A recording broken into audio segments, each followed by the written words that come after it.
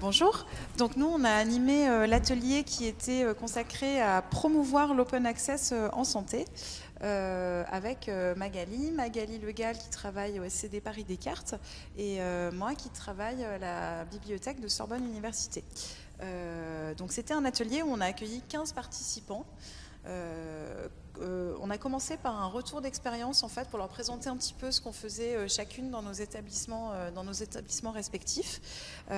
À Sorbonne Université, comme on est dans le contexte de la fusion, on a réorganisé le SCD ces derniers mois puisque c'est une nouvelle université en quelque sorte qui regroupe l'UPMC et Paris-Sorbonne depuis le 1er janvier, ce qui nous a forcé à revoir aussi l'organigramme de la bibliothèque. Et dans le cadre de cette réorganisation, on a créé un département en fait intitulé Publication et Open Access qui fait du service aux chercheurs, mais plus particulièrement centré sur toutes les problématiques ayant trait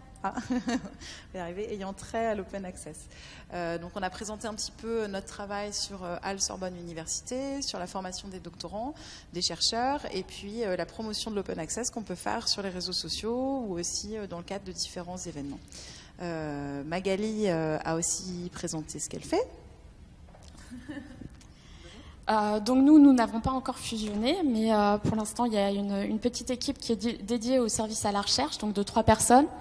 Un gros travail qui a été fourni depuis 2 ans et demi sur le portail Halle Descartes, sur Alduma également pour le dépôt des thèses exercices de médecine, d'odontologie, des mémoires de sage-femme, des mémoires du DU d'histoire de la médecine. Donc un gros effort de formation des collègues qui déposent du coup et qui se forment au MESH, au RAMO, etc.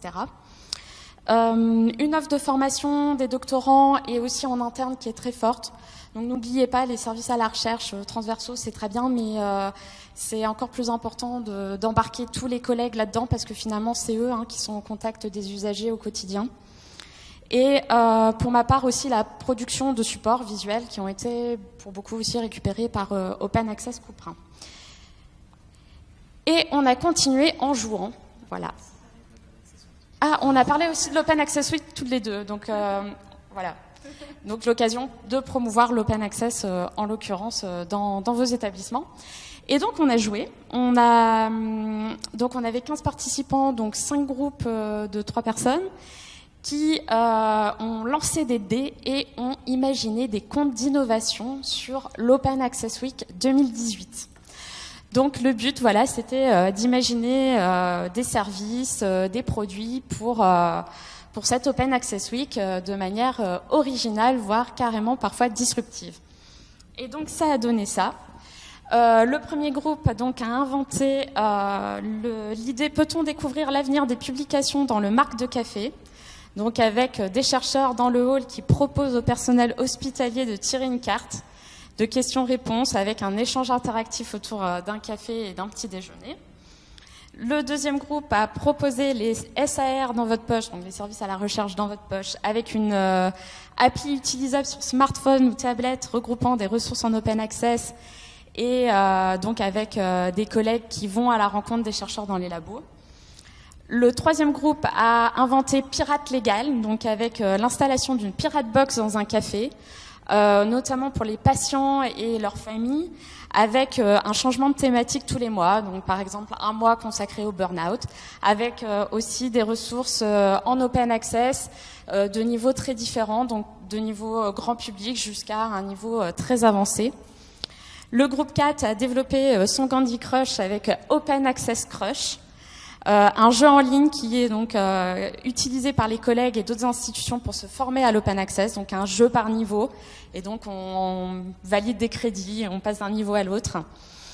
Voilà, et le groupe 5 a inventé mon Halle en poche, ma science dans la poche, une application Halle, donc clin d'œil au CCSD s'il nous entend, avec donc un côté réseau social, le CV, la possibilité de mettre des publications en favoris, de communiquer sur son sujet de recherche, une fonctionnalité aussi de messagerie privée et une possibilité de scanner des DOI et d'intégrer automatiquement comme ça ces publications sans même avoir à remplir les métadonnées. Voilà, donc si le CCSD est motivé, on a un groupe qui a travaillé là-dessus, donc il nous fasse signe. Et en conclusion, n'oubliez pas de candidater. Bientôt, il y aura l'appel à projet pour Couperin, pour l'Open Access Week 2018. Il y aura des sous pour les projets. Donc, l'appel à candidature sera diffusé sur couperin.org et puis sur openaccesscouperin.org. Donc, à vous de jouer. Et merci et bonne soirée.